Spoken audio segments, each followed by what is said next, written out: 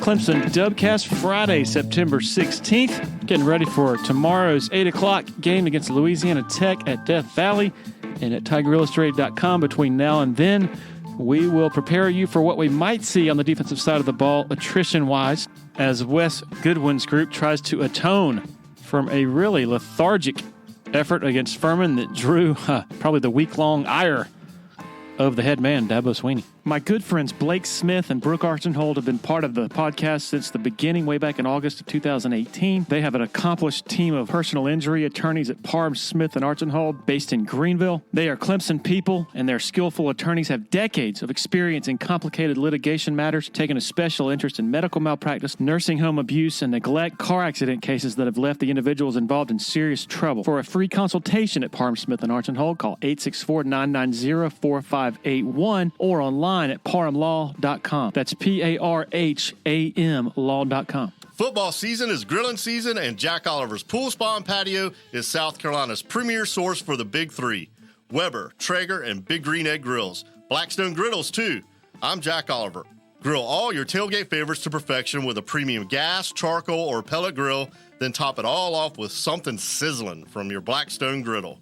For grills, griddles, patio furniture, hot tubs, and saunas, shop in store or online at Jack Oliver's Pool Spa and Patio, Forest Drive in Columbia, and jackoliverpools.com. I'm Josh Burrell, receiver and running back for the Florida State Seminoles. When I'm back home in the Midlands, I enjoy grilling and relaxing with my family, and we get everything we need from Jack Oliver's Pool Spa and Patio. Thanks, Josh. I'm Jack Oliver, and we proudly offer the Big Green Egg, Weber, and Traeger grills, Blackstone griddles, and beautiful patio furniture, too. We're located at 3303 Forest Drive in Columbia and online at jackoliverpools.com. And we deliver. They're good people. Go see them today. Solero Communications, formerly known as Tandem Payment, is a full-service integrated electronic payments provider powered by leading-edge technology. Solero provides a wide array of merchant solutions, simplified payments. They make onboarding, taking payments, maintaining risk management and compliance, and getting support quick and easy. At Solero, they're all about helping you achieve sustainable growth as a business. Taking payments isn't the only thing your business needs. With Solero's solutions, you can manage inventory, sell products and services via social media, schedule staff, track sales, get reports, and much, much more. Find out more about Solero at solerocommerce.com. That's CELERO commerce.com. When you're ready for a complete renovation in your home or business, open the door to more with Harris Home and Harris Commercial. Their local experienced team will totally transform any room space, from beautiful floor coverings to construction to finished details. Harris handles every step of your renovation process, whether it's a kitchen or living room or an industrial or educational setting, like some of the positively stunning work they've done at Clemson University. Go to discoverharris.com and experience a total renovation transformation from Harris Home and Harris Commercial. Okay, to our conversation, Justin Falcinelli. Wow, really enjoyed this one as Justin tries to be a voice and a leader in helping athletes get more than what they're used to under the traditional sort of amateurism format. This is great. Here we go. Enjoy.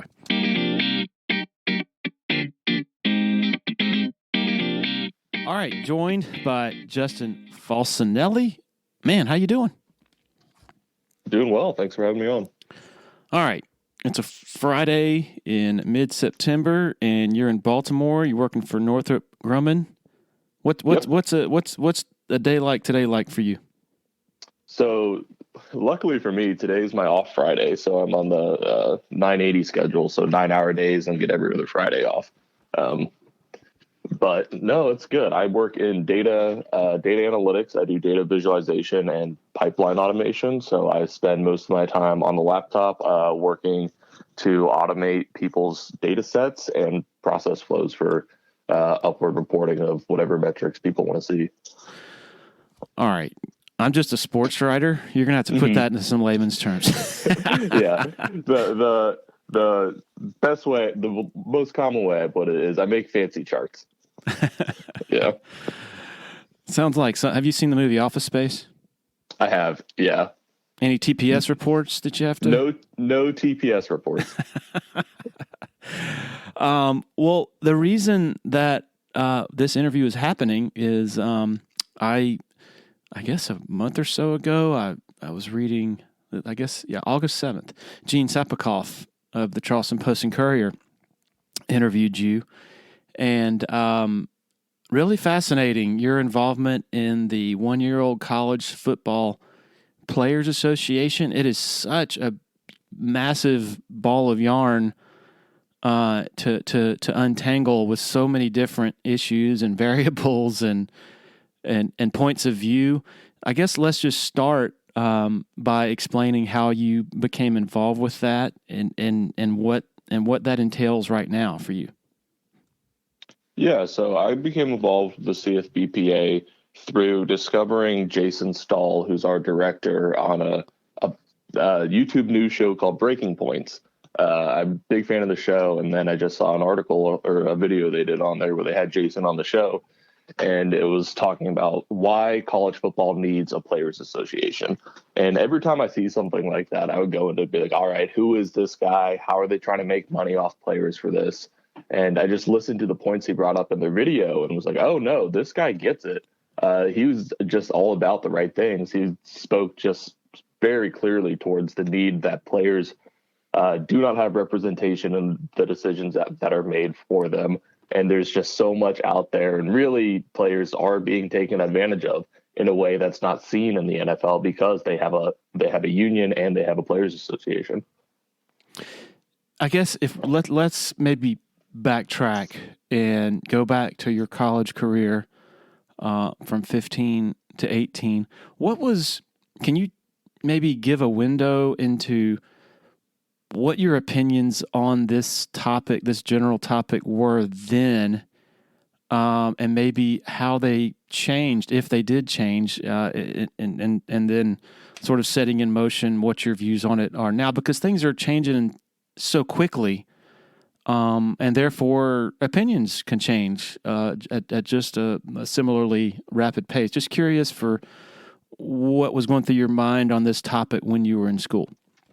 Yeah, it's definitely something that changed over time. So definitely going into school, I was not aware of it, not aware of a need for an association. What good would that do? We had SAC and other organizations that would advocate for players. But going through 5 years of college football at Clemson during what is widely like the heyday of Clemson college football, and seeing the town just grow and explode, and then the hundreds of millions of dollars be made off of the success of the football team.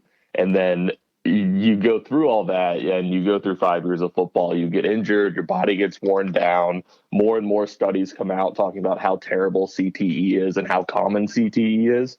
And then you get done with it. And thankfully, I was able to get 2 degrees out of it. So I'm doing very comfortably for myself, and I'm very happy with my education and my experience there. But you leave that system feeling like, all right, my body was not taken care of very well. There were things that were injured that either the staff didn't want to address, or there's just lasting damage to my brain or lasting damage to my body. And there's still people making hundreds of millions of dollars off of the work you put in there, and you had no say in the process, and you had no say or rights to healthcare from it. You're just kind of put out on your own. And it takes that perspective of going through the process and getting out of it and being on the other side of being like, all right, I'm the washed up football player now. What do I get from all this? And more so, how can we change things to prevent situations where I know a lot of people who go through their whole careers and get injured in either career-ending ways or life-altering ways, and they're just not taken care of after they're done playing. You said that you had injuries that the staff didn't address. What are you talking about there? So I tore my perennial tendon in my ankle my senior year during the Notre Dame game. It was just an unfortunate situation, and this is not, I believe, a unique problem to Clemson at all. I think it's very common in all of college football, but just the general preference to wait to look at something rather than addressing it immediately. So what happened with my ankle was it was torn. Generally, it was x-rayed. They didn't see anything because, it's a ligament. And then got MRIs after the season. And then they were just recommending putting off surgery for pro day, things like that, where it was just an injury that I felt was not addressed immediately or in the right way. whereas we'd rather not know than know and have to act situation. And it's one of those things that it never sat well with me. And I know there's a ton of players I've talked to since then that have had similar situations, either at Clemson or at other schools throughout the country, where the culture around medical care for college football players is not the same as it is in the NFL. So from teammates who've gone on to the NFL and they go to speak about how if they get injured there, they get an MRI the same day, it's addressed, they get into PT, they get their surgery, they get whatever done, the injury is taken care of. Versus college football, the culture is more, play through it, deal with it after the season. We need you now.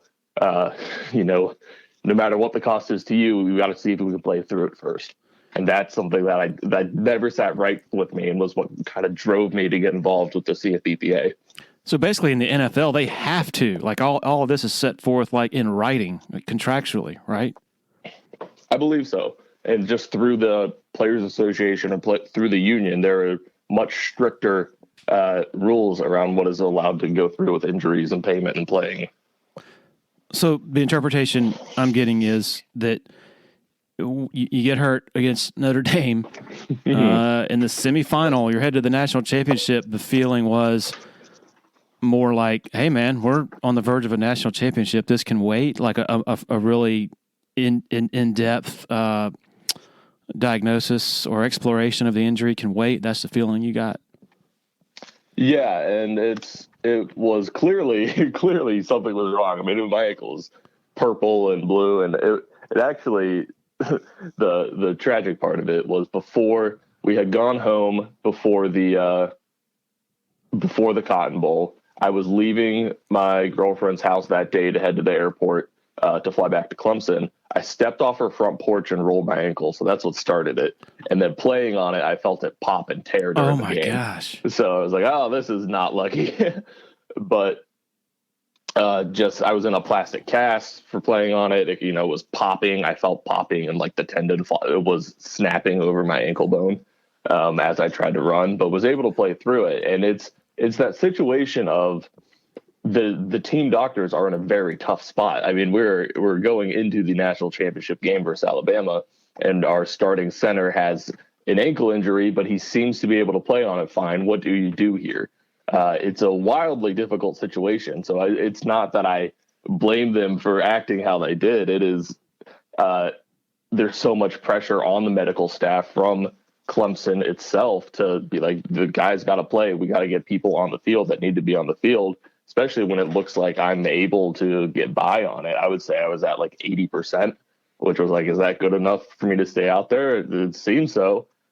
So it's very difficult to have the medical staff make that decision when they are also so ingrained in the program itself. And it's something I would have rather seen the decision be made by someone outside of the influence of the program, because it's really the best thing for my future would have been to get an MRI and have that surgery scheduled for the next day after the championship, if that would have been possible. Now, the team doctor could tell me if they MRI'd it and saw the injury that was there was absolutely no way they would be allowed to let me play, which I would not have liked. I definitely still wanted to play. So my thoughts on the issue are just that level of, it is a very difficult situation, but the thing that would have been medically best for me as a player and as a person would have been to get that addressed and taken care of right away, rather than playing on it for, I think, like 2 weeks and then continuing to train after without it ever really getting better or getting looked at. And then having that surgery almost a full month after the injury happened, when it could have happened way sooner. So you said the best case scenario for you would have been after the national championship. Why wouldn't the best case be 2 days after the semifinal, after it was injured? Yeah, I mean, it could have. So it is the question of there's the level of how much in football do you accept playing while injured. For me, I think I still would have liked to continue to play on it, because at the time I felt I could.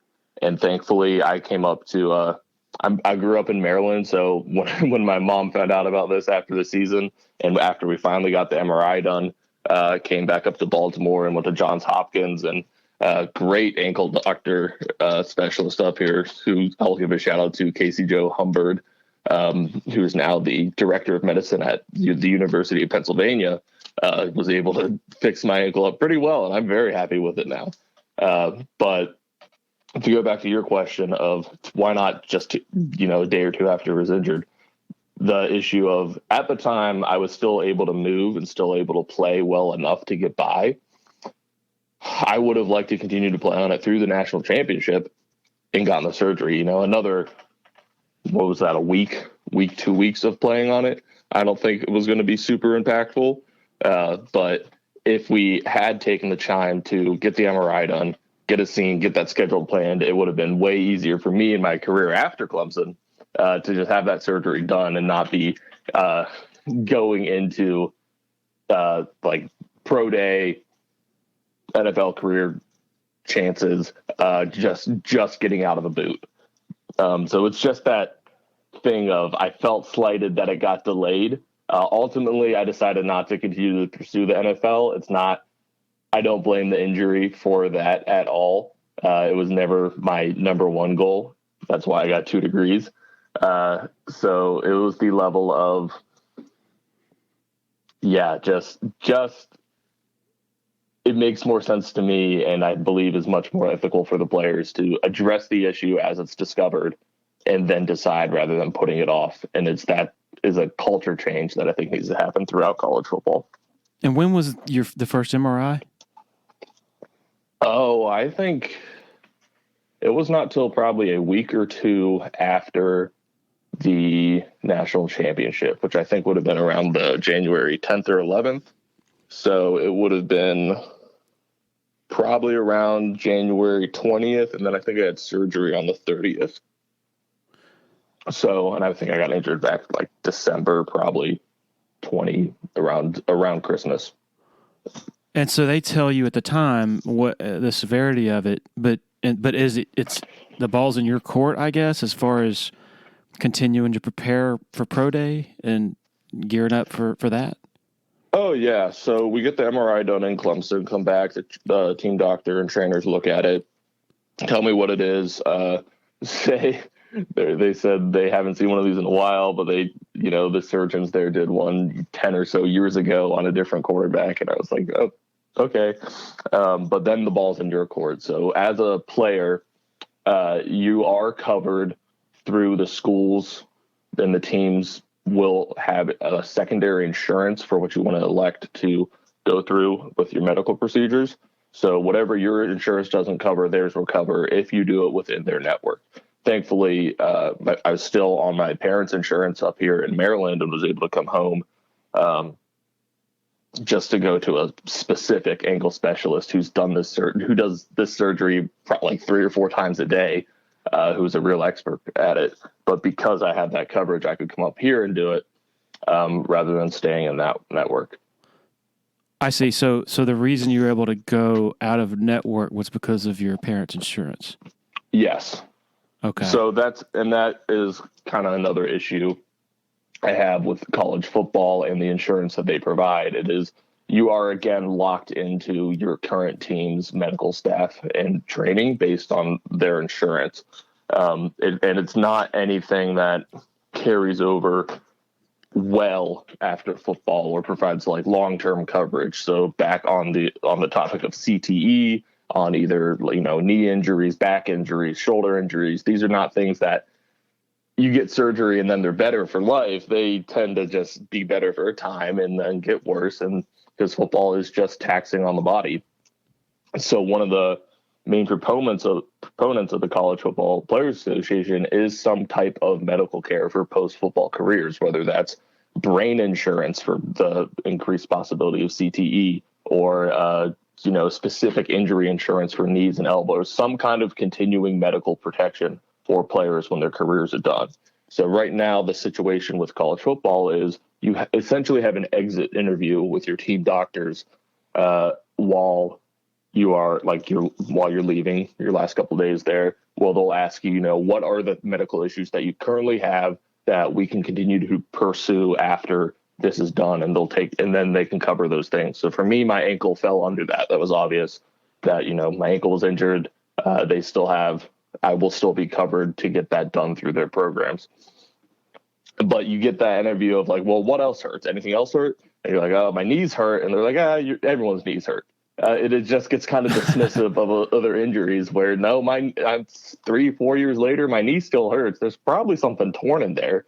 It's completely livable, but you're just one of those things where if I didn't have my own insurance, I'd never be able to go and get these things looked at, to where there's players out there who get out of football or get out of college football and maybe don't have like the access to parents' insurance or access to their own insurance, but they're going to have a knee injury that was dismissed by the team doctor that is now therefore not covered by the school's insurance, and they're just out on their own and have, torn ligaments that they're not going to be able to get addressed without spending $20,000. So basically this exit interview is kind of like a legal kind of giving up liability, I guess.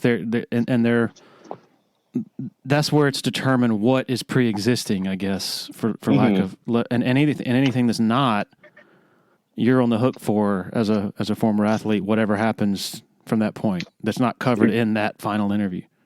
Exactly. So it is a bit of a catch, and that is as what most people, 22, 23-year-old in there talking to their team doctor about an injury they feel like they have.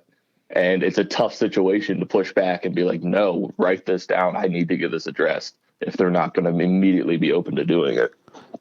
Yeah, because you're 23 and you feel invincible. Like, I mean, 15 years later, you have a much different outlook when you're thinking about soreness and things that have the repetitive injuries and such that you have to pay for. Yeah, and that's the most enlightening discovery with trying to get member growth for the Players Association, is that alumni members who've been out of it for a couple of years are like, yes, sign me up. I get it. I want to be involved. Current players might not see it right away, so it takes it takes that perspective of once you're done and you're no longer invincible. These aches and pains are now persistent, and you're like, wait a second. What can I do about these? Yeah, there's a perspective that's required to see the need for changes in the system. So can you give, I guess, a window into the sort of chain of command as it relates to injuries and how, like as you're going through game to game and how it's decided whether someone's available or not? I mean, I think my understanding of it is head coach and assistant coaches basically stay out of it, and the medical staff makes the call on whether a guy can play or not play or whatever. And it's not like this overt pressure, like where the head coach is like, we really need this guy, so Mr. Team Doctor, I need you to sort of look the other way. It's more, is it more coach stays out of it, but there's just that aura of sort of pressure just in general around a program that is playing some really high stakes games, and pressure that even a medical staff could succumb to a bit, because they're not really totally impartial. I mean, they're Clemson people or Team A people, whatever program it might be. They've been here for decades, and so they might even be a little swayed by the pressure of the moment. Am I getting that right? Is that pretty much what you're saying as far as the chain of command and how those decisions are made? Absolutely. Yeah, it is. I'm not trying to say in any way like Dabo or any of our coaches were like, no, he has to play, and telling them like that did not happen. They are always listening to our training staff on what the situation was for injuries, and saying if our head trainers were like, no, he can't play, they said, that's fine, next man up. That was always the culture. But these are people who are in the community, have been there for decades. They are part of that Clemson team. And it is just that tough situation to be in, where the people responsible for the medical care of the students who are playing this game have that outside pressure of, we want them on the field because we want to see them win and we want to see the team do well, because these are people who are in there, in and out every day with everybody. And it is just a hard spot to be in when you have to make a really impartial decision about the health care of a player. And then in your case, in this specific case, it's not like you look like you're injured. You said you're 80%. It's not like you're limping around like you have a. I was limping Oh, around. okay. You were. I'm sorry. Yeah. I'm sorry. But I was just going off of the 80% thing. Mm-hmm. But then, like you also said, if it were up to you, like had they come up to you after the Notre Dame game and said, "Hey, this looks like it could be pretty serious." I mean, would you have said, "I don't give a damn if you have to amputate it. I'm going to play against Alabama"? Is that where you were at the time? So I don't know if it'd be that extreme on it, but it is the situation of I'd rather know what it was if it was something that would get worse from me playing on it for another week, and then having the surgery scheduled immediately for when I was done playing, rather than it just being more of an afterthought and more addressed through those exit interviews rather than during that time. I guess I'm going to take a quick detour here. That Alabama, that Alabama defensive line was pretty insane. Quinnen Williams on the interior. I remember going into that game thinking, I don't know how these guys are going to block those guys. I was not optimistic about you guys winning, let alone winning 44 to 16. How did you do? How did you do it?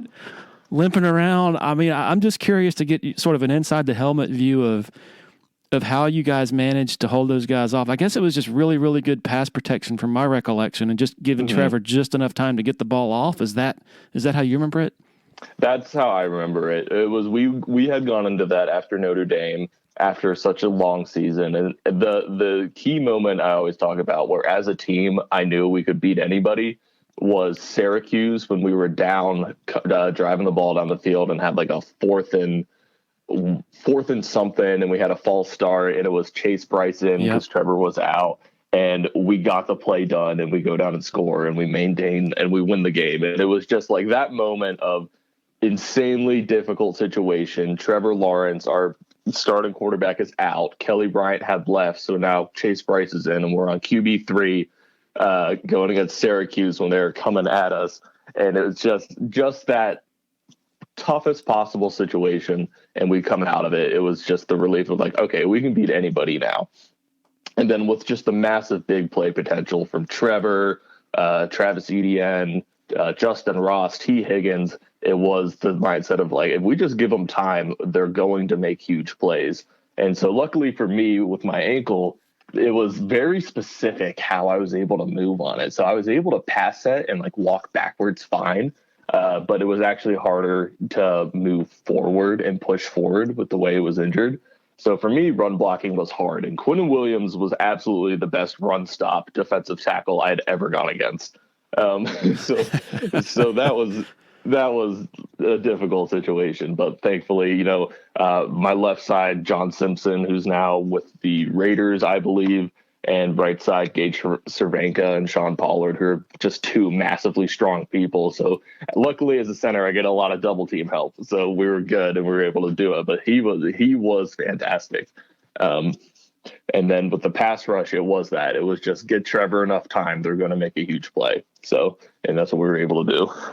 So I guess with that matchup and with your injury, is basically like you said, you're doing pass sets, so it's just about angles and getting them to run the right way, sort of funneling them one way, so to speak, right?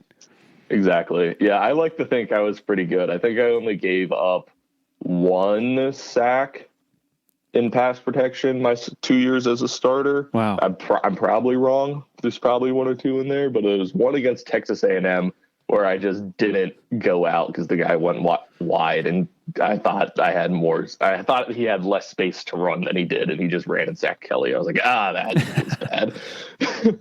But it's crazy you say that about the Syracuse game, because in the moment after that game, Dabo comes to his press conference and he said, that is maybe the most important or biggest win I've ever been a part of. It showed me this team has what it takes to be a champion. And on the outside, or at least with me, I'm like, really? Like, this is Syracuse, like you guys just almost got beat by this team. Like, yes, an impressive win, but I don't know if I if I view it in those, with that gravity. But man, I'll be damned if he wasn't exactly right. And like you just said, I mean, within the team, it did feel like a championship moment. That's really interesting how the perceptions can be so different inside versus outside.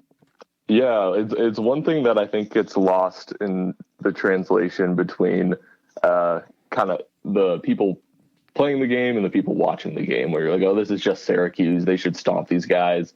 But for the past, 4 years before that, every game we played with Syracuse was tough. I mean, we lost to them a couple of years ago at Syracuse and then had a series of just really tough games with them.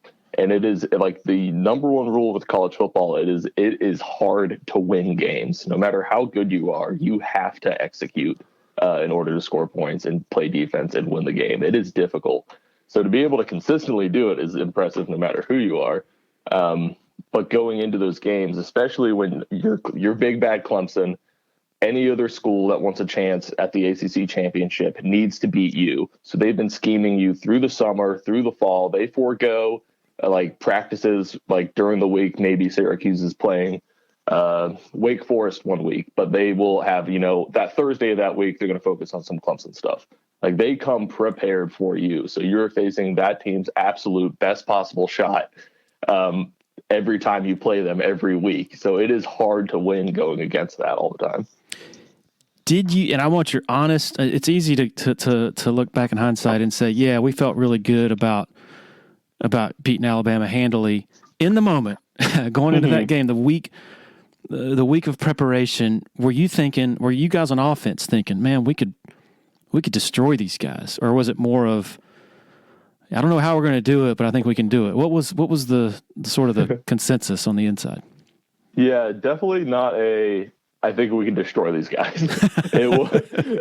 We saw the film. We saw who they were. In our heads, they're all great players, but we had also the previous year when we lost in New Orleans with guys like Deron Payne there, and we were younger. It was like we had never seen that level of play before. We were thinking back to that game and being like, we all remember that being more difficult than what we're seeing on film right now. So we had the sense of these guys are very good, but they're not outside the realm of what we've played before and what we think we can handle now. So it was definitely a sense of this is going to be a tough game, but Notre Dame was also very good. And I would say as an offensive lineman, Notre Dame's game was more difficult because of their rotation of D linemen. They were putting in 3 lines of D tackles, D ends. So we'd be on a 12-play drive as an O-line, exhausted, and they have a fresh set of D linemen come in, and we're like, oh my gosh, this is hard. So we had been just through those super tough experiences, and we've played other great D linemen, and we go against Christian Wilkins, Dexter Lawrence, Cleveland Farrell. Who else has been there in my time? Vic Beasley, Grady Jarrett, DJ Reader. We've been playing the best of D tackles and D ends for 5 years. So going into that game, it was knowing this is going to be hard. These guys are good, but we go against their equivalents, if not better in some cases, every day. So we know we can handle it. We just have to get out here and execute. You played from 15 to 18. What an amazing cross section of Clemson football history. How do you look back at that? I mean, just what, you start the 15 season and it's still like nobody really considers Clemson at that elite level. Y'all had to go earn it. And really it was only that final game in Arizona when you really outplay Alabama and just you don't get a few detailed things right and lose that game. Only then did people really start buying in. How do you view that? I guess that gift, for lack of a better word, of being able to be around an ascending program that just did some really incredible things during your time there. It's just dumb luck. My parents always joke and say I've got a golden horseshoe because in high school, same thing. Maryland 2A football, so small time, and we'd never won a state championship before, and then we just had a really great group of guys in my 4 years of high school there, where we then go on to my freshman year, go to the state championship and lose, and then win the next 3 state championships. And then so coming to Clemson and then seeing that basically continue and repeat the same pattern was just wild luck. I knew in my recruiting days going there that they had been good. They had just gone to the Orange Bowl. It had a couple 8 and whatever seasons, and we're getting up there. They were a good team. But then talking with the coaches on all the visits, they were like, we know we're right on the cusp, and we need to bring in the right people. Right now, it's just a culture issue. Once we get a culture change here, we're gonna take off because we have the talent. We just have to execute. And it was something I believed them, and it turned out it was right, because I know Deshaun Watson was technically in my class, and just knowing that, hey, all these elite players are starting to come here. And then just with prior success they have had, as soon as that gets refined, I mean, they're going to take off. And luckily that happened. So your last game, as the confetti is dropping in California, it feels like, boy, this is only the beginning, because Trevor was a freshman, Justin Ross was a freshman, T. Higgins, sophomore, ETN, sophomore. Even though they got back the next year before they ran into LSU, it hasn't been nearly as easy since 2020. Got humbled against Ohio State, lost to Notre Dame that year, and then last year, of course, lost 3 games. Offense honestly played poorly enough to lose a lot more. As you're looking back as a former player, is the lesson, not that it's an A or B thing, it could be a mix of both, but is one lesson, man, it's harder to stay on top and to preserve that chip on the shoulder, that edge that is required to get there,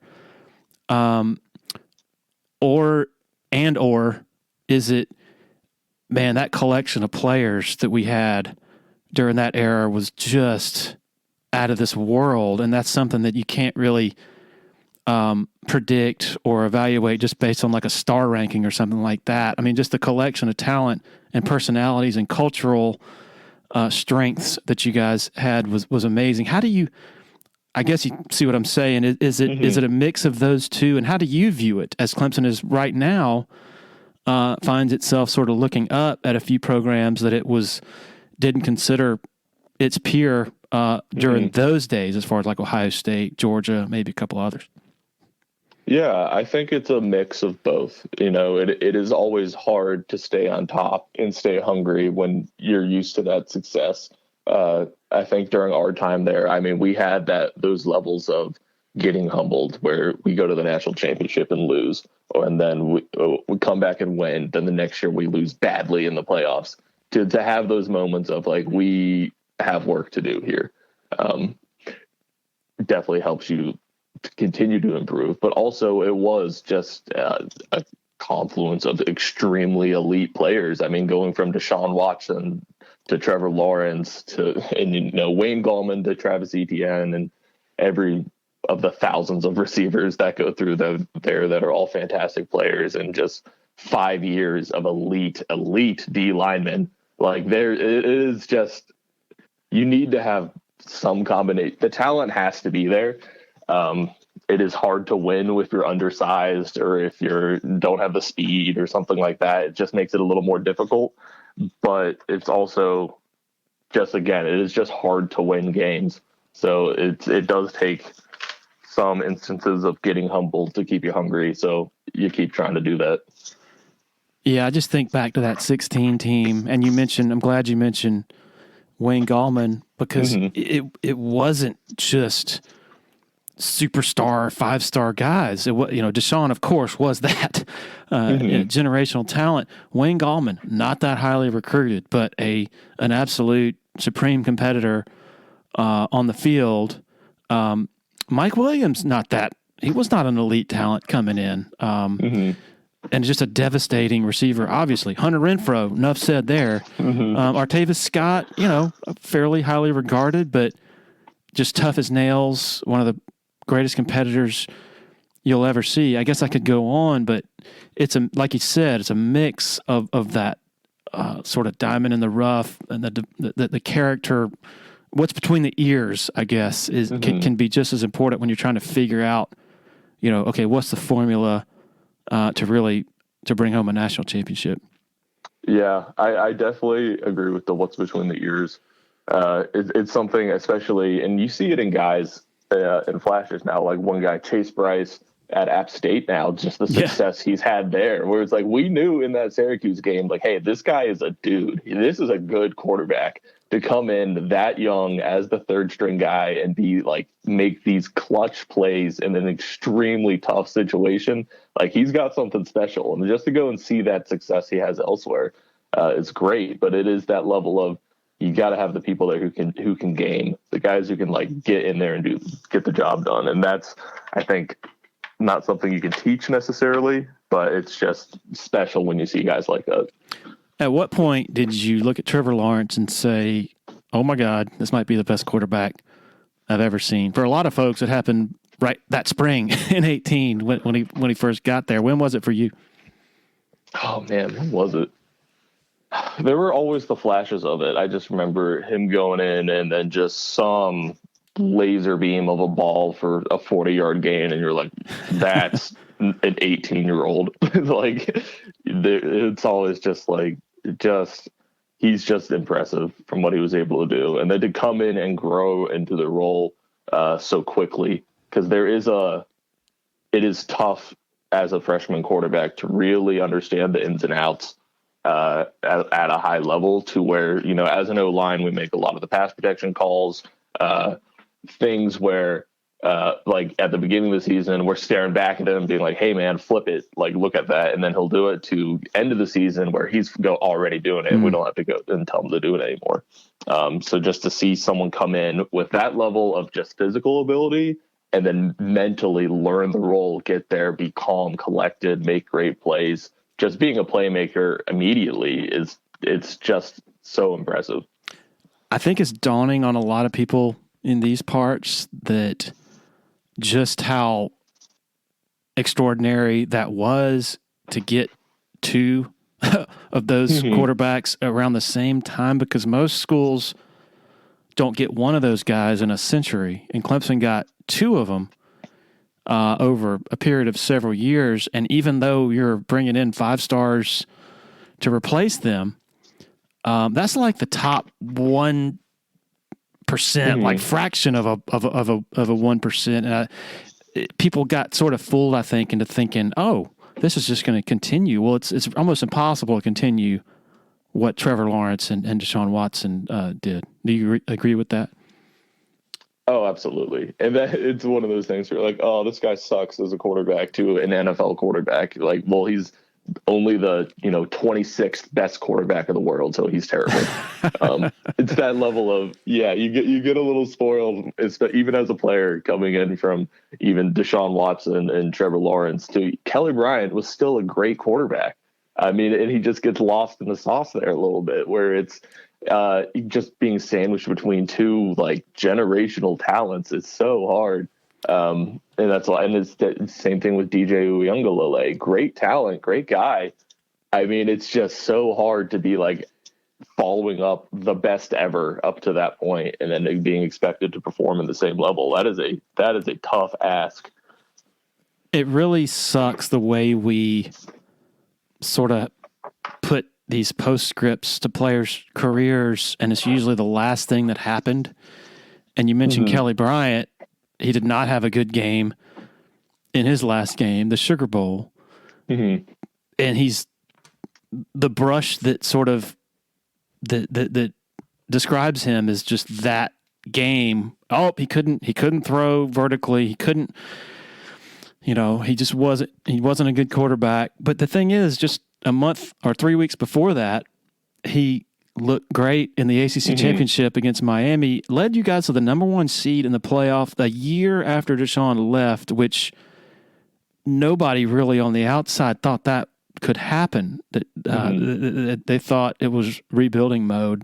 So yeah, I agree. Kelly, when you look back at that season, pretty good season if you go back and look at more than just the final game.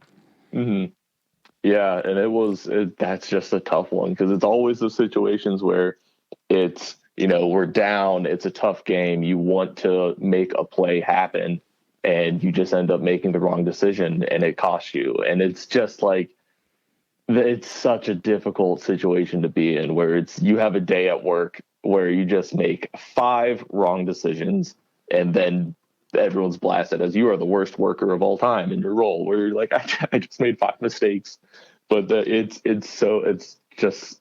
just how it happens, where football's just a game where you're like, all right, maybe I'll run this one because it looks like I got it done before. And then it just ends up being a fumble. And you're like, well, looked like it was just an easy decision and it could be one of the other, and it ends up being terrible. And it's just luck. Sometimes bad things happen. It's just the game.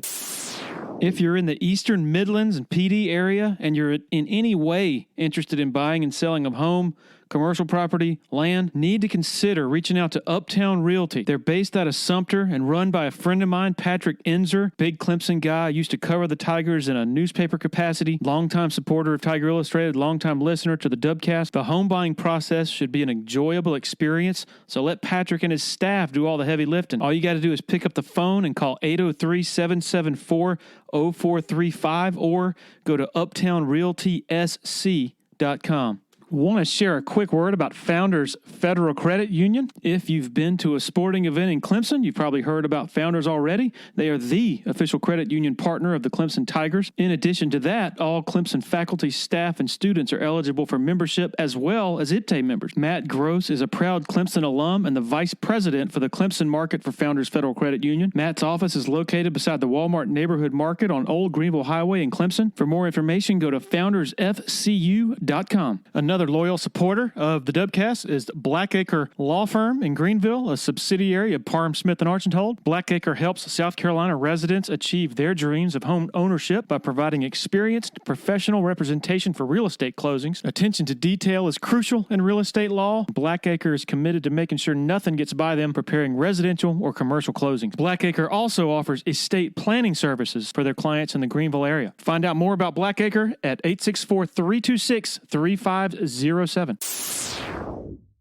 Getting back to the CFPA, how much time do you spend on this a week, I guess? Yeah, it definitely goes up and down depending on what's going on in the world. During a couple months ago when we were getting involved with Penn State and we were hoping to have a real growth and drive there, I was driving a couple hours up there to go meet with the players and meet with Jason, and then have multiple hours of meetings a week on that. Other than that, it's just about recruiting and reaching out to people and just trying to put the feelers out for where do we think these things can really start to grow. So to probably 10 hours a week, 5 to 10 hours a week of just either meeting and actively going out and talking to people. Some people say, NIL is good if it meets the definition of NIL, sort of the intended the intended purpose of it, which is players endorsing a burger joint or something and making some money, getting a car. A lot of folks are against, though. Hey, we'll give you a $200,000 signing bonus to come here. Do you have a position on that, and does the association sort of have a position on what it should be or what you're comfortable with it perhaps becoming? Yeah, so my personal opinions on NIL are that I believe it was an absolutely necessary, long overdue step in the right direction. It's definitely not in its best form, and I think you mentioned a couple things there that are a lot of people hold as a flaw, where it's essentially now, is the transfer portal just a market for players? Are people just free agents everywhere now? I think those are a lot of questions that need to be answered. So I think, because when I went to school in the time of you get a cookie from someone and you could lose your scholarship. Yeah. So there's clearly a need for players to be able to get things, especially when you see just the growth in the market for college football that I don't think people realized how much money was there that was not being spent on it or was being spent on it in the shadows. But now to just see the millions of dollars that some players are able to get access to is, in my opinion, fantastic, because this is such a limited thing where, you could get injured like Mackenzie Milton and just have your life, if not your entire career, at risk. And you are oftentimes left with, a degree as your compensation for that. Meanwhile, now the standard for head coaches is hundreds of millions of dollars over their giant contracts, where you start to see that it's that discrepancy in who is making all the money in college football versus what the players were getting beforehand. And so not just coaches, but all the media deals, all the marketing that goes on around it, just rights to games, video games, everything. It is such a billion-dollar industry that people getting, and we're like, yeah, but you get a degree. Absolutely worth it. Degree is very valuable, but to let guys who have such a limited window in their life to make money that can make a massive difference in their lives actually make that money, I think is incredibly important. So as the CFBPA, our position on NIL is that we want to do what the players want to do. So it is, and we are always going to be a membership and player-driven organization to where we want to grow and get input from the players themselves. The people who are actually in it have their inputs drive the decision-making. So we want, right now the NIL decision was just made by the NCAA, like, hey, you'll figure it out. There's definitely going to be some steps to either rein it in or change some things. We want to make sure that players have input and have a seat at the table for those decisions. That is always and will always be the 1,000% goal of the CFBPA is player-driven decision-making and player-driven input, and letting players have a say in the rules that are going to affect them. Well, if players have a say, then it's hard to see that say being anything other than, hell yeah, the more money, the better. I mean, that's what it's going to be, right? Not saying that's bad. No, it's something where I think it's the cat's out of the bag right now, and I think there can be input from many sources, but in such a market that, I always think back to now, like what I've heard as the going rate for a starting, Power 5 offensive lineman with accolades would be like $500,000 to go transfer somewhere. And I think back to those days, like, ooh, my senior year, if I had that price tag on myself, would I be transferring? And ultimately, I think no, just because you've been at a program so long and your friends are there and your team is there, and that is just where you are, to where there is more than just the money involved in the decision making. And I don't think people will always give the players enough credit in that sense, because it is more than that. When you spend 5 years somewhere or 4 years and you're going on 5, there is more than just the money that will keep you places.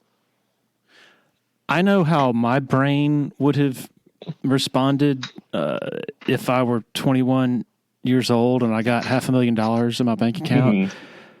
How would let's say if we were to rewind and say that Justin Falcinelli had a fantastic sophomore season in 2016 and he's getting interest from other schools and somebody offers him $500,000 and he takes it and he goes. Mm-hmm. Is he going to be as interested in buckling down academically, finishing out that management degree, and then turning around and getting that MBA? What are the effects of that on a kid's sort of, and I'm obviously speaking in generalities here, on a kid's brain at that age? Mm-hmm. No, that's definitely a tough situation.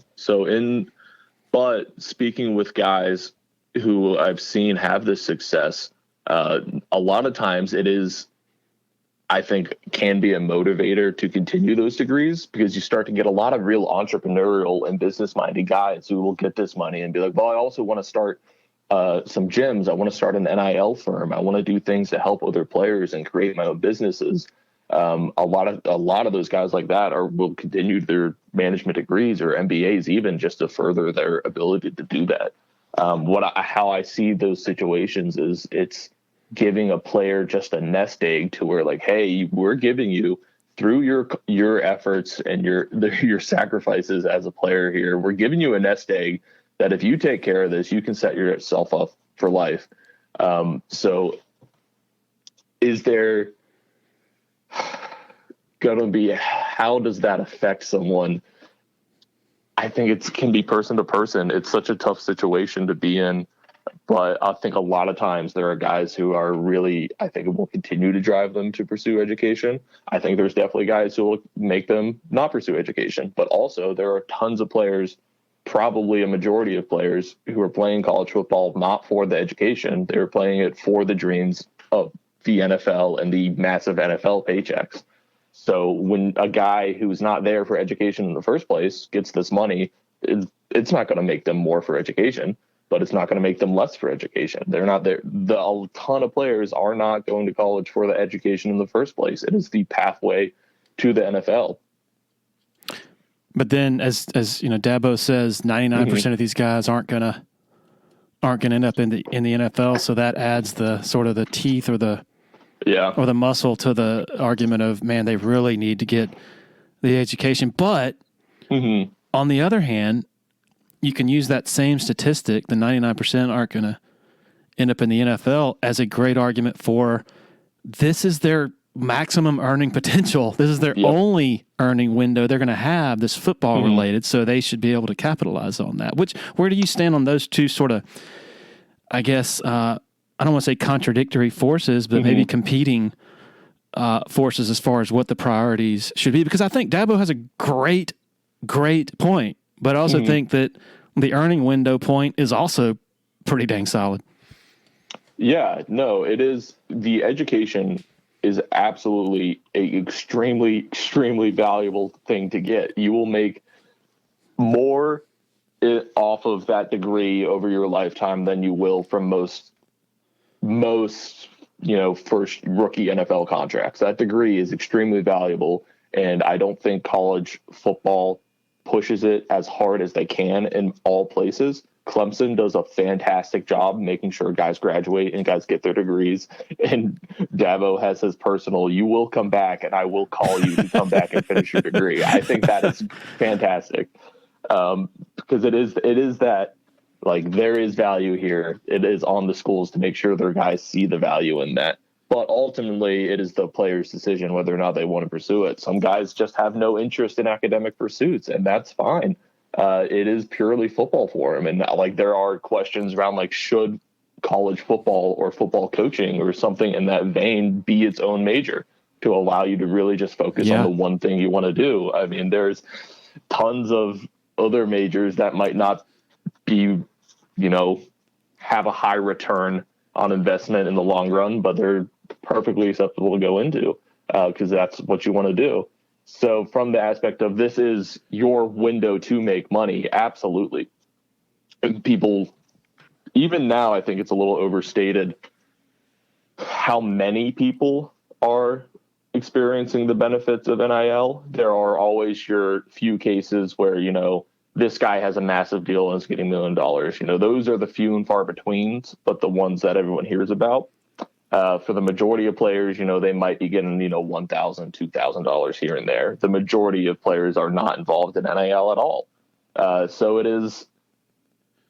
there's a ton of money for a few people. There's some money for a couple more, and then there's not really a lot for a lot of other guys. But as this is that statistic of 99 point however many percent of players will not make $1 off of a professional football career, these 4 years are your chance to have the highest earning potential of your lifetime. So you should absolutely have the opportunity to make the best of it, especially when it's something that can have an impact on your lifetime. Most of your highest earning years as an employee or as a worker are towards the end of it. And you're playing a sport that is, as science comes out, is starting to show that it has some real negative impacts on life and lifespan. So you're starting to eat away at some of your highest earning years over your lifetime. Absolutely, you should be able to make as much money as you possibly can in those 5 years. I'm sure you remember the quote from Dabo a few years ago. If this ever turns into pay for play, I'll just go do something else. Well, the way things are evolving, I mean, you could argue it's already pay for play in some respects, and I'd be shocked if we aren't headed for collective bargaining. It just seems like that's inevitable.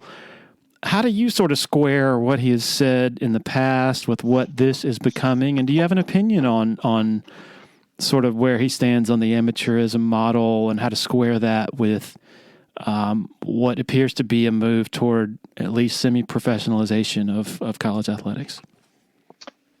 Yeah, I've never been a fan of the amateurism model because of there is great value in college athletics because of the community and the involvement of the school, of the people involved, of the sense that, they are choosing to be here and do this of their own free time.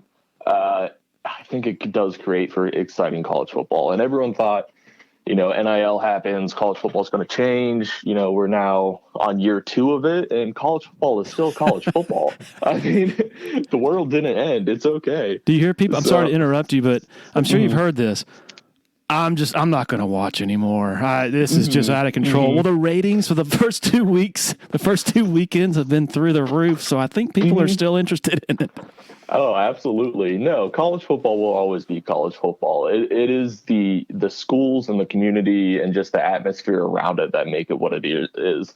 And there's always going to be money made off of a situation like that. It is now just changing from the advertisers, the coaches, the schools, the whoever else making money to now the players get a sliver of that as well.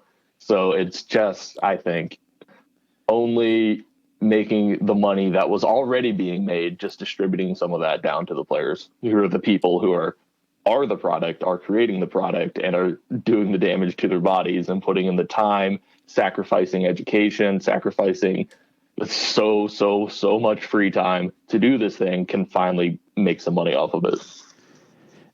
Dabo has said that he likes the idea of the CFPA, but he draws the line at that compared to a union. He does not want a union. Do you see a scenario where he does say, you know what, to hell with this, or you think he'll adapt and continue for a long time, regardless of what happens? Yeah, I can see a scenario where he would see the union as the favorable thing, especially as I believe as NIL continues to be the NIL that it is, and it needs, everyone seems to think there is some need for change to it. It's not in its best form, but there's no real way to go about it. I definitely see a players association and maybe eventually a union as the thing that can help rein that in. Definitely there is a discrepancy there. So it is the Players Association being the amplification of the collective voices of thousands of college athletes across the country is the goal. A players union being a legal body that has collective bargaining rights under a specific, entity. It's a different situation. So there is, I think, a time where that would become favorable. And I think in different schools around the country, maybe that they're in that time. But it is absolutely something that can be addressed on a case-by-case basis and may or may not pan out to be the solution going forward. He is cast in the national sort of conversation as hopelessly antiquated, as defending an old system, stodgy, unwilling to adapt. Do you think that's fair? No, he's always been willing to adapt. He is old fashioned. He does like his I'm from Pelham, Alabama story. He is a smart guy. People forget he's an MBA. He knows what he's doing. He knows how to adapt. So I think as the tides shift, he would see the other side of it. But that's just a question for the future. I would love to sit there and listen in on 2-hour-long conversation between you and him on these very topics. I think that'd be really interesting. Have you talked to him about any of this stuff? No, I've not. Any interest in doing so? Yeah, I would absolutely love to. I know right now it's in season. Oh yeah, not necessarily right now. Mind, but definitely we want, as the Players Association, as the seasons start to wind down, guys get some free time again, and we're able to go out and just start engaging with schools and people. I'd absolutely love to talk to Dabo more about it, just to get a perspective from one of his own guys on what the situation is and what our thoughts are. And from any coach around the country, if anyone once thinks, a Players Association is the right thing for your school and your players, reach out. We're happy to talk to anyone, anywhere, anytime. As someone who's clearly had enough of the excess of college athletics with not enough of it going to the so-called labor force, what's your reaction when you hear about Dabo's contract extension last week? Yeah. So this is my personal thoughts on amateurism, and the question that always kind of rang in my head here was that, why are the coaches not also falling under the amateurism guide? When, everyone wants the players to be amateurs. Well, I want amateur coaches too. So like teaching a class and stuff during the week. Oh yeah. No, yeah. So it was something I always joked about of, like, if we can't pay players, then we shouldn't pay coaches either, and they should have to go to class and they should have to enroll and do this for free also. And then that attitude on who gets paid would change pretty quickly. No, I think there is, I'm business management MBA. I know how economics work. He creates incredible value for the school, for the Clemson, for the area. There is incredible value there. It is definitely, it is an extremely rare skill to be someone who's able to do this. So the economics of it makes sense to me. This is an incredible generational talent of a head coach, someone who's taken this program and shaped it into essentially $1 billion industry of just Clemson football. And if you've been to Clemson in the past, 5 years as compared to 10 years ago, it is booming. So there is just incredible market factors at work there. So it is extremely valuable to keep that guy there. I understand it. From a high level, am I okay with coaches making hundreds of $millions off of the labor of these athletes? I start to feel like there should be a cap that's a bit below that. But it's how the market is. And that's now with NIL, I'm less concerned about it because players are now able to make money themselves, but it's a tough one. It's just hard to see. It's hard to be someone who's gone in and put in the work in that situation and then not get $100 million contract out of it and be like, this is okay. Yeah. Yeah. An example of the peak absurdity of on one hand, former college athletes not having their health care taken care of compared to the excess that you talk about. I think the peak absurdity might have been reached a few days ago when Nebraska, they basically, they just needed to wait a few weeks to save $7 million, I guess it was, in Scott Frost's buyout, and they said, no, we're good right now paying that $7 million. And then on the other hand, it's like, oh, I don't know how in the world we'd ever afford this and that. That's just, come on now. Yeah, an estimate I've heard for brain insurance, so insurance that would apply to players for any related brain injuries, and it would include things like therapy or mental health checks, things like that, would be about $8 a year per person. Jeez. So you hear that price tag and you're like, that's not expensive at all. How is that not already a thing that's being created? So it's when they're talking about, oh, you can't afford those things. You can afford more than you think, to where if you really dig into it, you'll start to question why this is not already happening. Justin, I've taken a lot of your time. Is there anything else that we haven't covered you'd like to share? Any angles that we haven't explored that are important to you?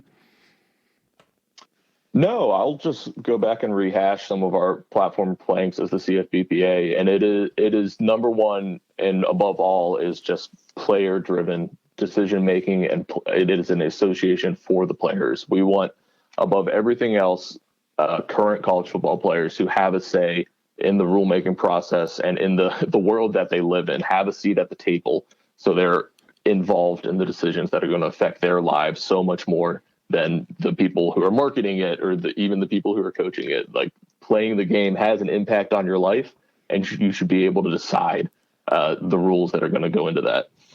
The other thing is medical care during and after. So one of our planks is medical care from an independent provider or with independent oversight that is enforced by a CFPPA rep. So to address those situations where, like mine and like many others, where the medical staff and training staff, I loved my staff at Clemson. Great guys. They had the best intentions, but you get stuck in a situation where you are pressured by the school, by the culture, just by the situation to make decisions that might not be in the best interest of the players. I think we need to separate the medical team from that influence of the situation, just so they can be more impartial to make the best medical decisions for the players. The other thing is medical protections for post-football career. Right now, you get left hanging. There's irreparable damage that is done to your body through playing college football. And with the millions upon millions and millions of dollars that are being made right now, they can afford some type of protection, whether that be insurance, whether that be access to different medical cares for that post-football career. So those are our three main things that we're really looking to drive through a College Football Players Association. Well, Justin, I know that I'm sure there are some people who will disagree with some of your positions, but I would hope that everyone would agree that athletes should be a part of the conversation, and good on you for making yourself one of the putting yourself in a leadership position as part of that conversation. It's going to be really interesting to monitor moving forward. A lot of things, probably a lot of twists and turns in the road coming up. Would love to have you back on at some point. Maybe be a semi-regular guest just to continue to provide that perspective from the players. Absolutely. Yeah. Thank you so much for having me on. And anyone, if you disagree, please let me know. I'd love to hear everyone's thoughts. It is a tough subject. No one knows the answer here, but I believe that above all, we need input from the players, and we need a way for those players to voice their input. Awesome stuff there from Justin Falcinelli. Certainly presenting a side of it that maybe some folks out there have yet to consider, and I guess we would all agree should be a part of the conversation moving forward. Thanks to our very supportive sponsors for helping make this happen. And most of all, thanks to every one of you for hitting that play button. Everybody have a wonderful weekend. Be back next week. Cheers.